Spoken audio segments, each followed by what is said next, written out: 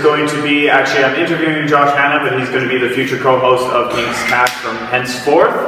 I want to start out by thanking Gladiator Nutrition, obviously my own gym, for hosting it.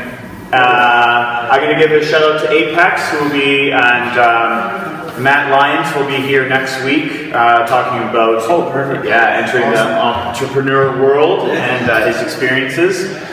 So shout out to Matt Lyons there, Dale Burns, as well as Adam Andrews, Body Systems. Thank you for your support during Paint to Purpose. It was huge. Oh, is he? Yeah. Cool, awesome. Thanks, Adam.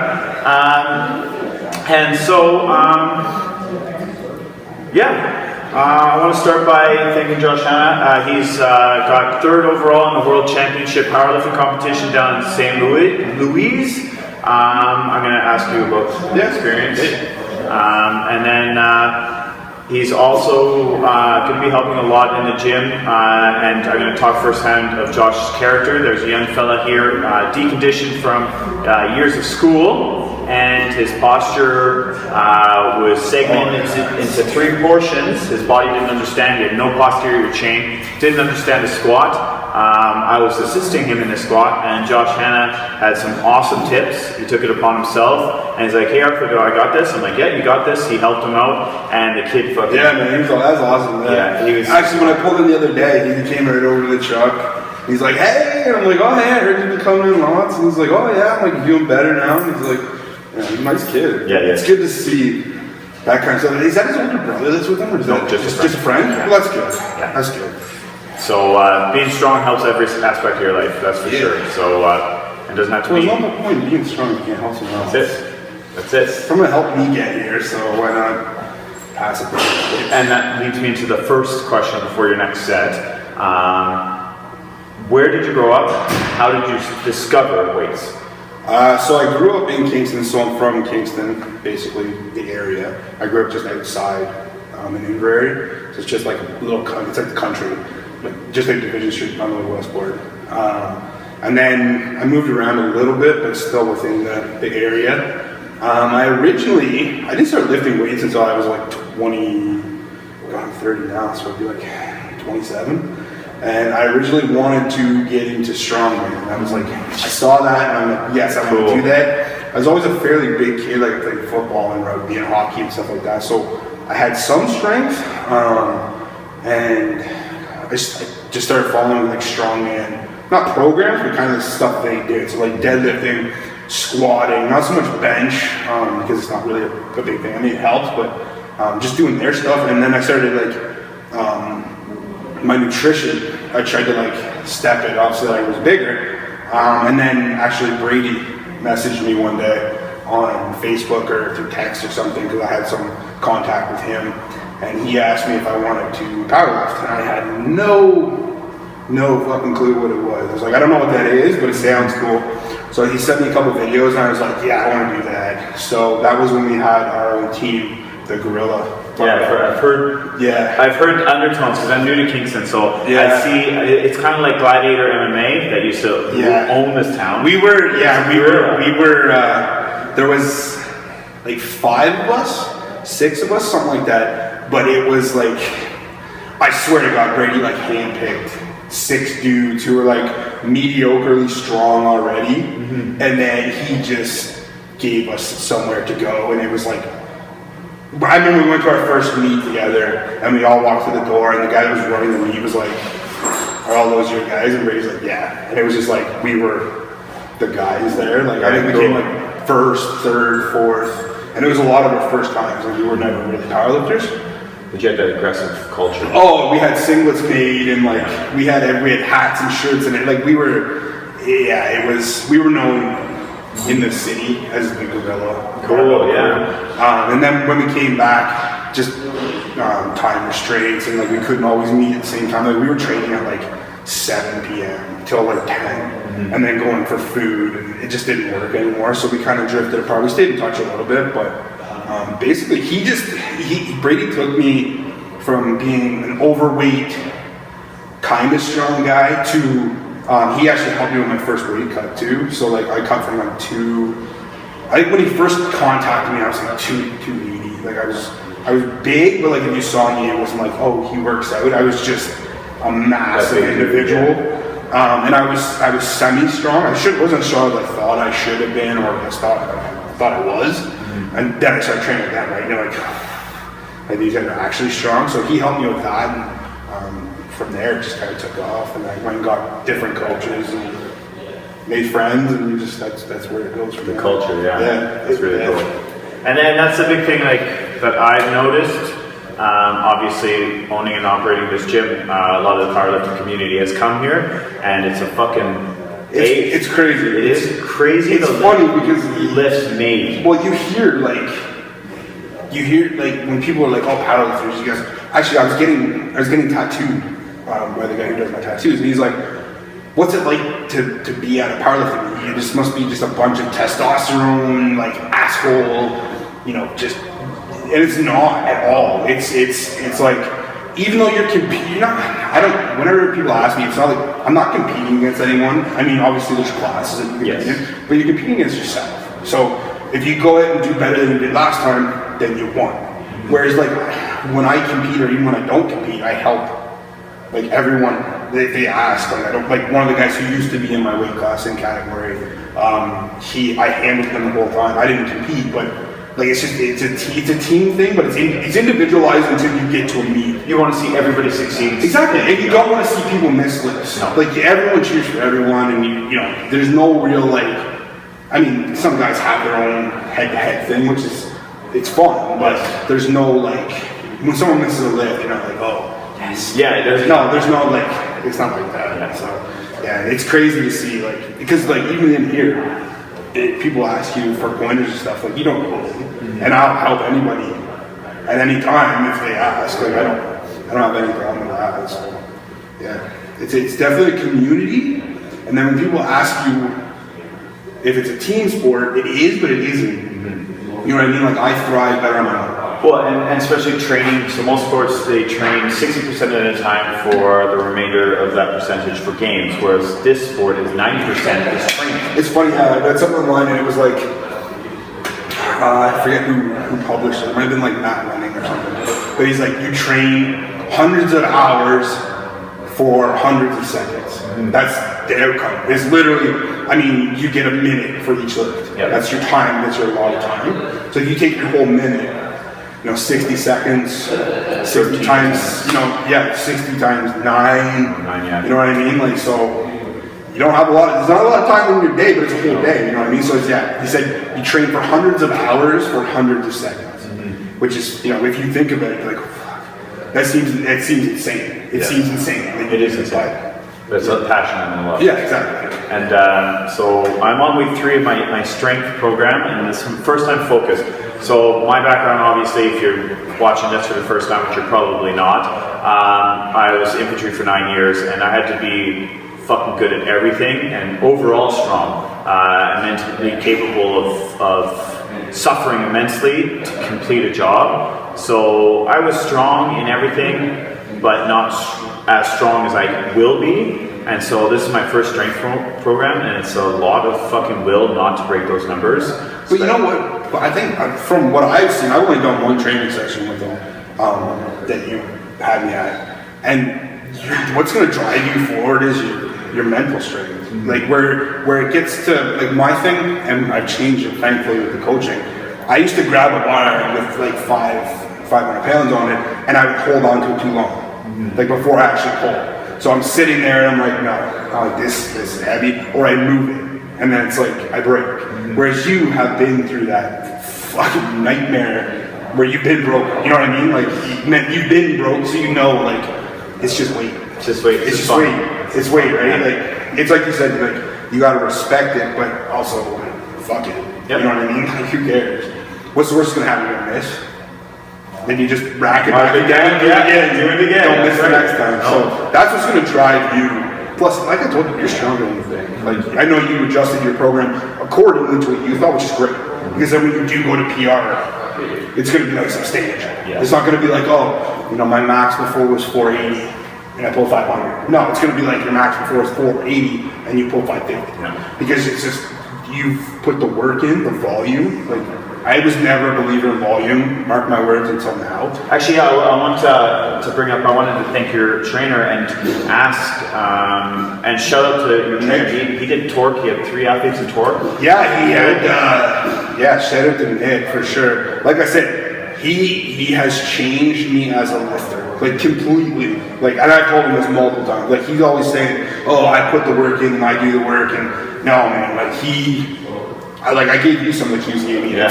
It's fucking game changing. It is. But he had Taliesin, who cut down to 165, and I think last time I competed with him, he was like 220, and he's like fucking shredded. That's like shredded.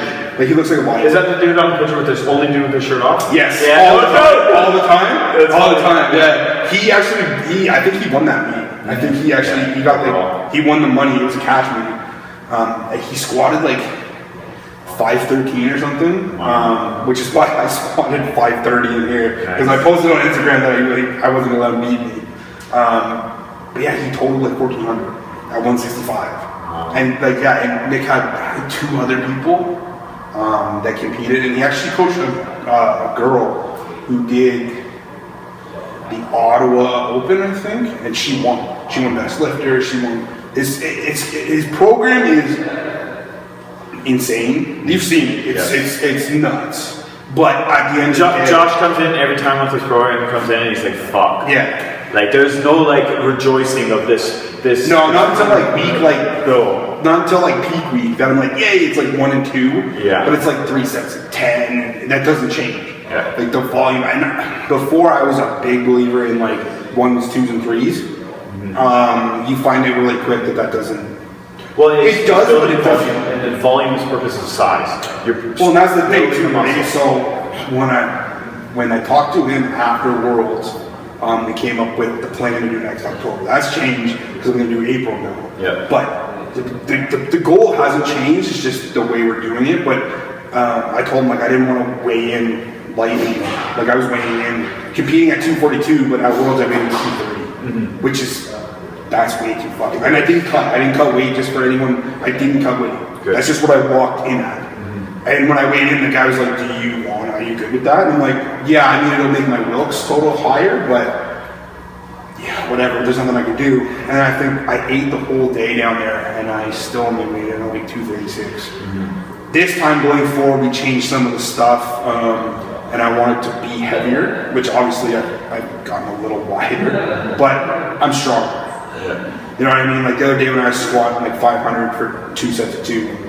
Smooth. It's insane. Yes. It's insane. Like I never thought I'd be able to do it. So he's helped me in that. And then the volume on top of it, I was always worried that you saw it happen in front of your eyes. I came in at a body weight of like 240, but then the volume made me, I shrunk. Yes. I shrunk like drastically. This time I'm getting bigger, which is, I'm fine with.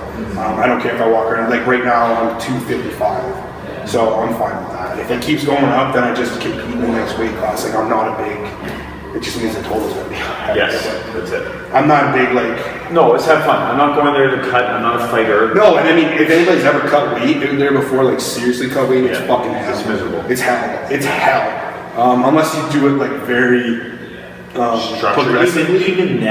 Even then that last week is like, fuck, crunch 10 pounds. I'm very happy with my diet. I don't like that word, but like my diet right now, because I'm eating like 6 or 7 times a day. I'm eating whatever I want, as much of it as I want. Yeah. Plus it's winter, right? So everyone walks. Fuck yes, winter days! There we go. But I know that come April or come whenever the meet gets closer, I'll have to either just suck it up and say fuck it and compete at 275, or start to taper. You've seen I drop weight really fucking easy, so it might not be too bad. And that's the nice thing about like putting on that is fat goes like the first 15 relatively quick. Yeah, normally. Up until we get to that like sticking point, and then I've always been a firm believer though in like, I mean, I got in this argument with somebody the other day about being aesthetically pleasing. I'm not obese, I'm not out of shape, I'm not super fat, so what do I care? Yeah. To them, they were more concerned with having, you know, the six pack, like the protruding abs.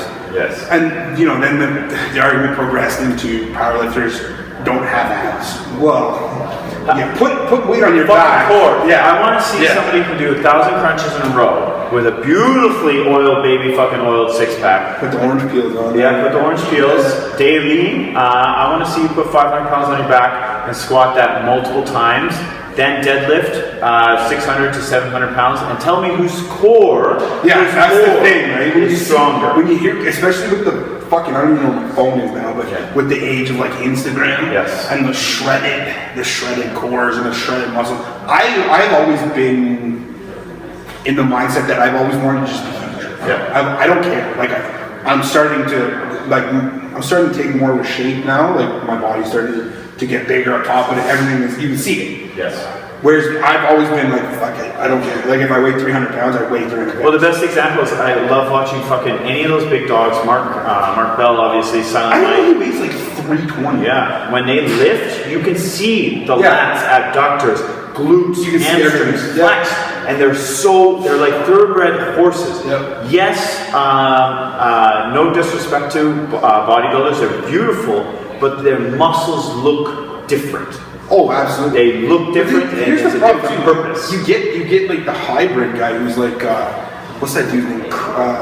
Chris Bumstead? Mm-hmm. He's a bodybuilder. He's a pro at Iowa. He's fucking insane. Yes. Like he's insane. He's pulling like 700 stuff, and then you get guys like Stan Effron. He's a freak. The mad scientist. Chris Duffin. Yeah, those guys are freaks, but. I think I'm going to use the word beautiful too. Oh, absolutely. It's incredible. The muscle density, the quick twitch muscles, pulling the bar off the ground super fast. It's incredible, and that's what I think is to me personally, that's more appealing.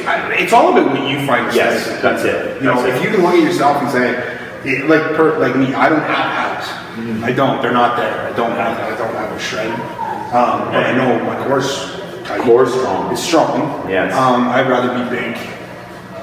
I'm just big. Like look like you could pull 900 pounds. Yeah. You can't. I can't. It's primal too. Like we spent our entire existence, and Mark Bell puts it in his book, Starting Strength, is we had to suffer and we had to hunt. The stronger you were, the more food you ate, and that's the way it is. So the strongest survived, and the weaker one has a different role in society. Whereas now we've lost that. We don't need that. No. So strength is dying out, but we have millions of years of evolution. We can't get rid of that. No. So the stronger you are, the healthier you are, the hormones are in check. Well, no, I feel like people are bred with that mentality. Yeah. Like I feel like you either wake up in the morning and want to go do stupid stuff like put 500-600 pounds on your back. Whereas when other people talk to me about it, they're like, that's insane. But then when you look at it from like where we are, you're like, no, not really. And that's cool too. And Richard just came in. Richard's going to be fucking something special. I'll say that on this fucking King's Cast. Anyway, if you're in a gym with everybody squatting 700 pounds, that's attainable. You see that and you naturally competitive. You want to hit 700 pounds. If the gym that you're at, everybody's squatting 415, that's what's attainable. So the culture of where you're at will help. Well, it also comes down to I don't remember who said it, but it's like a big thing. If you're the strongest guy in the gym, you're in the wrong fucking gym. Yeah, which is true. Because I mean, you go to good life, and there's some, don't get me wrong, there's some strong dudes in good life. 100%. There's not a lot of guys who can squat like 500 to depth for reps. For depth. You know, in here, there's guys that can squat 500 pounds, which is daily. Perfect. Yeah. Awesome. It's awesome. You know what I mean? You have to find that. You have to find where you're at. It's cool to be the strongest guy in the room for a minimal amount of time. You know what I mean? After a while, who's not competing against that? Well, that's you can. Competition. It's one of those things, right? Like, do you compete against guys in your own gym? Absolutely. It doesn't matter if he's 150 pounds and he squats 315. That's huge. Yeah, so you better be squatting twice your body weight if he can do it. Yeah. You know what I mean? So then it comes down to that. But my big thing is when I walk in here, I always walk in with the mentality that I'm going to move big weight, but it's not in the program, right? So I got to like rein that in. But it's always about if it moves quicker, if it feels better. Like my deadlifts are moving much better. Yeah. So that's like me against me. Whereas somebody else sees that, then pull. I don't even know what I'm supposed to pull today, but just take 315, pull 315 for 10 sets of 3. They're like, oh, But to you and I, it's like you don't want to sound like an asshole, but you almost do when you're like, well, yeah. Like even when people congratulate me now on Worlds, I'm like, yeah, it's okay. Like, thank you. It's awkward for me because I'm like, like I said, there's a Russian dude who fucking makes crazy. Everyone look really bad. It's always the Russians. You can't beat the Russians. Well, as soon as I saw his name was Nikolai, I was like, take the gold, Nikolai. Yeah.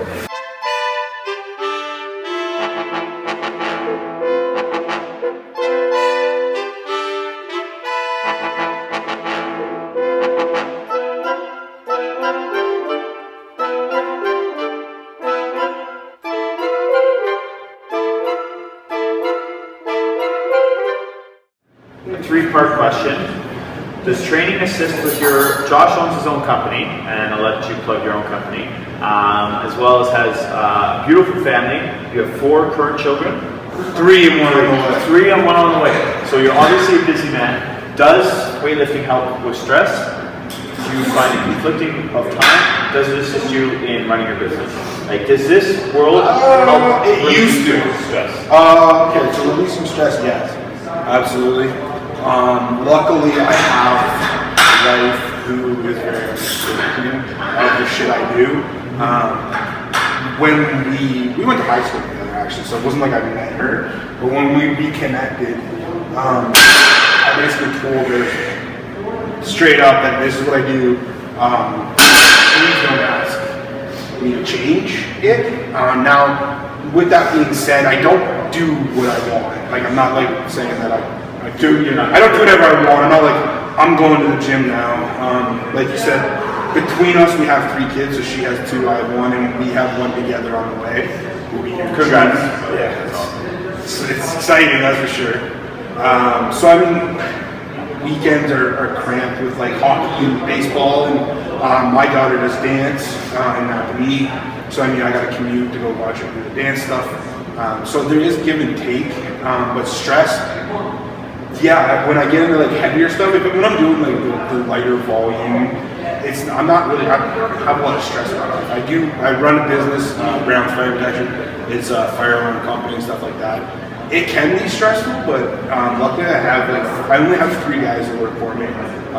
One of them is actually our neighbor, who we went to school with as well. Like, so him and his wife, and me and my wife, we all went to high school together, so we all know each other, we're all friends.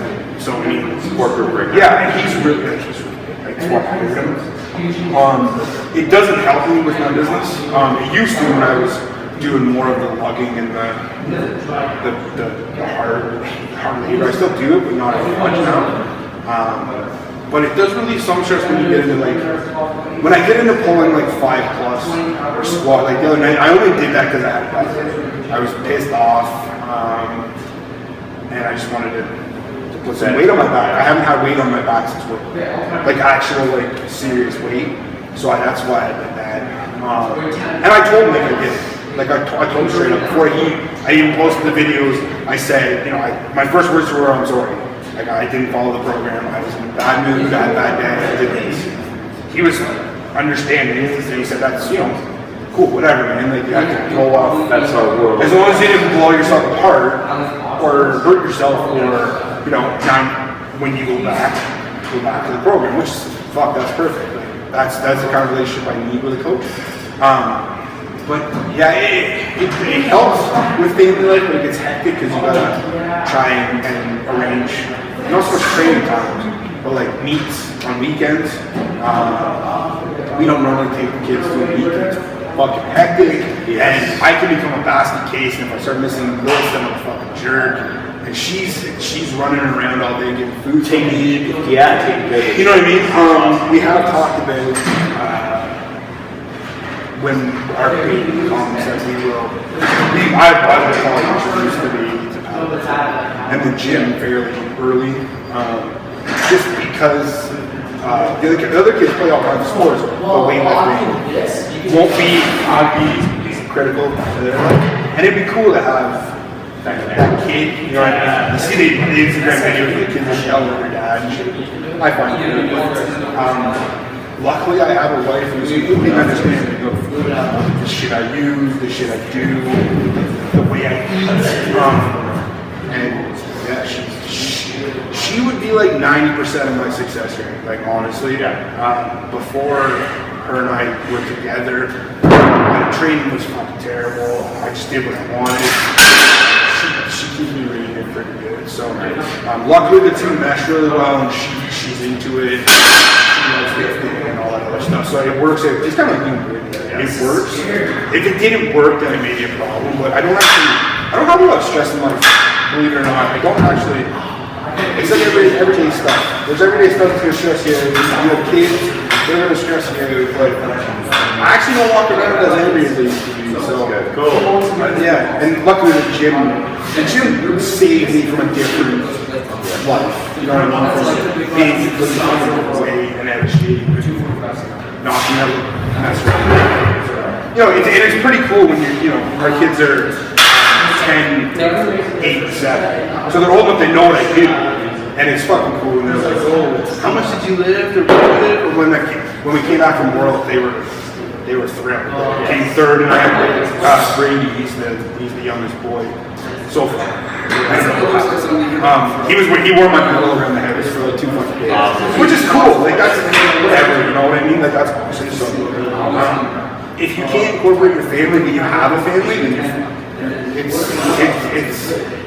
it's either you're a completely wrong person who makes their own rules and does what they want, or you find someone like you have the same thing.